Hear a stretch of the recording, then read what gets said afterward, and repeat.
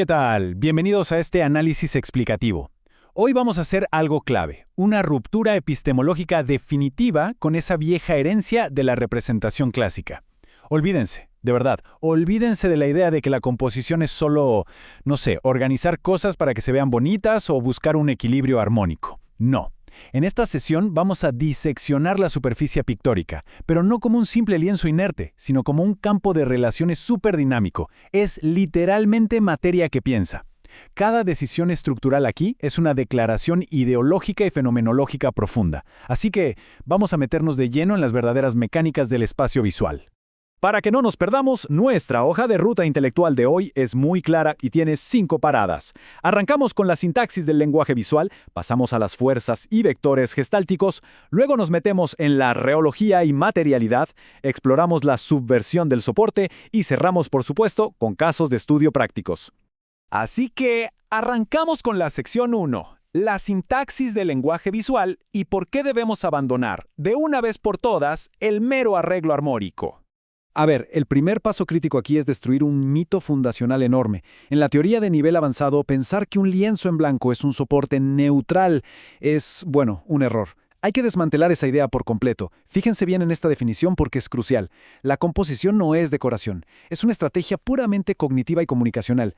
Piénsenlo así. Igual que la sintaxis verbal nos ayuda a organizar las palabras para darle sentido exacto a una frase poética o matemática, la sintaxis visual es el sistema operativo detrás de la imagen. Es una red súper rigurosa de relaciones, contrastes y tensiones que dicta todo el peso semiótico de la obra. O sea, sin esta sintaxis solo tenemos un montón de manchas inconexas. Con ella tenemos un lenguaje estructurado. Y esto nos muestra de forma brillante cómo hemos evolucionado, ¿cierto? Si comparamos paradigmas, la metodología contemporánea rompe radicalmente el centro jerárquico tradicional. En el modelo clásico del Renacimiento, el cuadro era la famosa ventana al mundo de Alberti. Ya saben, un espacio perspectivo, centralizado y súper racional. Pero el paradigma contemporáneo cambia las reglas del juego y consolida la composición all over o de cobertura total. El cuadro deja de ser una ventanita ilusoria y se transforma en una presencia literal, en un fragmento físico de un continuo material mucho más grande, donde a menudo operan fuerzas centrífugas que empujan la energía visual más allá del propio marco. Bien, pasemos a la sección 2, fuerzas y vectores gestálticos. Vamos a adentrarnos en este campo dinámico de tensión. Pero, a ver, ¿qué es lo que realmente está pasando dentro de ese marco? Esa superficie plana, bidimensional, es en realidad un campo de fuerzas invisibles. Todo soporte regular por defecto ya tiene una estructura inducida que nuestra mente le proyecta, un centro geométrico, ejes ortogonales, diagonales. Y aquí viene lo verdaderamente fascinante. Cada línea, cada mancha de color o de materia que pongamos ahí altera instantáneamente esa gravedad interna. Una simple marca deja de ser un punto, ¡pum!, se convierte en un vector. Empieza a indicar dirección, velocidad, peso visual. Y esto genera tensiones que pueden, por un lado, atraer nuestra mirada hacia el interior para estabilizar la pieza o, por el contrario, proyectarla violentamente hacia afuera. Y todo este fenómeno se explica súper bien con un concepto clave de la psicología de la Gestalt: el isomorfismo. Básicamente es la correspondencia directa entre cómo están organizadas las formas en una obra y el estado psicofísico que se activa en quienes la observan. Para ponerlo en términos prácticos, si armamos una composición llena de diagonales superagudas y asimetrías extremas, vamos a desencadenar una sensación sinestésica de peligro, de inestabilidad o de gran velocidad. En cambio, si usamos simetría axial y bases horizontales, el efecto es otro. Invariablemente nos va a imponer una sensación de monumentalidad, de algo muy estático y en absoluto reposo. Bajo esta lupa, la clásica relación entre figura y fondo sufre una metamorfosis total. En la academia tradicional, el fondo era como un telón pasivo, súper dócil. Sin embargo, la pintura contemporánea llega y sabotea deliberadamente estas jerarquías. Busca promover una ambigüedad total. Por un lado, a través de la mimetización, la figura literalmente se disuelve y se funde con su entorno usando texturas idénticas. Y por otro lado está la interpenetración. Aquí, las capas del fondo avanzan de forma agresiva por encima de la figura. ¿El resultado? Nos obliga a hacer una lectura espacial que es completamente reversible y, claro, súper inestable. Avanzamos a la sección 3. Reología y materialidad. El comportamiento físico de la pintura. Bueno, si damos un pasito desde las fuerzas psicológicas y nos enfocamos puramente en lo físico, tenemos que incorporar la reología. Este es un concepto avanzado que viene de las ciencias duras. Es el estudio de cómo fluye y se deforma la materia. Y se preguntarán, ¿por qué importa esto en un análisis visual? porque la técnica de aplicación nunca, escuchen bien, nunca es una ejecución neutral. Entender la viscosidad de un pigmento es saber administrar de manera inteligente una masa física para poder construir no solo un efecto cinético, sino el significado conceptual mismo del lienzo. Analicemos esta categorización sistemática un poco más a fondo. De un lado tenemos la materia de altísima viscosidad, es decir, con un comportamiento tixotrópico. Al usar herramientas como espátulas o llanas, la densidad es tan extrema que enfatiza la bidimensionalidad y crea relieves físicos reales, tan potentes que atrapan las sombras que proyectan las luces de la sala. Del otro lado del espectro tenemos la baja viscosidad, fluidos newtonianos que fluyen libremente.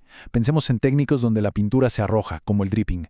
Como aquí eliminamos casi toda la resistencia, el material se rinde por completo al azar y a la gravedad, lo que introduce una velocidad absoluta y crea vectores dinámicos loquísimos. Y ojo, que manipular esta materia va muchísimo más allá de hacer texturas. Altera de raíz el balance sintáctico. Imaginen subvertir reglas químicas superclásicas. Digamos, aplicar capas de graso sobre magro, pero al revés. Eso permite forzar craquelados que, a nivel conceptual, pueden leerse como heridas o como las marcas del tiempo. Además, imaginen sumarle cargas inertes a la pintura, como polvo de mármol o arenas silíceas. Esto no solo hace que el aglutinante sea más grueso, modifica drásticamente su peso visual específico. Una masa densa y pesada de pintura atrae la gravedad del cuadro entero hacia sí misma, algo que un color puro, aplicadito y liso jamás podría lograr. Lo que nos lleva a nuestra sección 4, subversión del soporte, o cómo pasamos del formato ortogonal al campo expandido. Todo lo que venimos charlando nos obliga a mirar con lupa aquello que sostiene la materia, porque el formato no es inocente. Funciona como un límite ideológico. Si trazamos su evolución histórica, vemos cómo se ha ido desmontando poco a poco esa rigidez.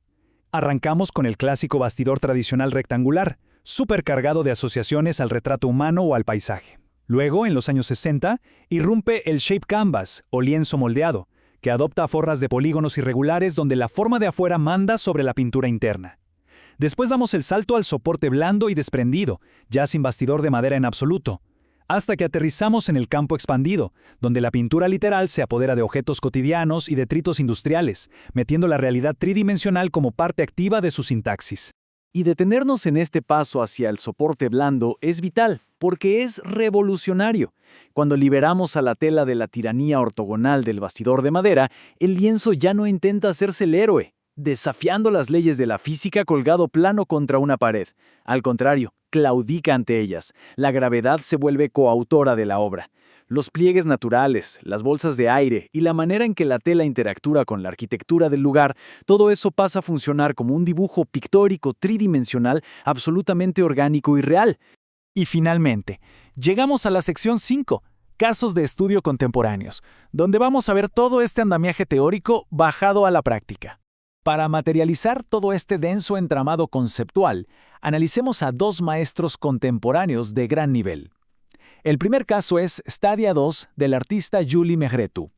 Su enfoque compositivo opera casi como una arqueología del espacio invertida.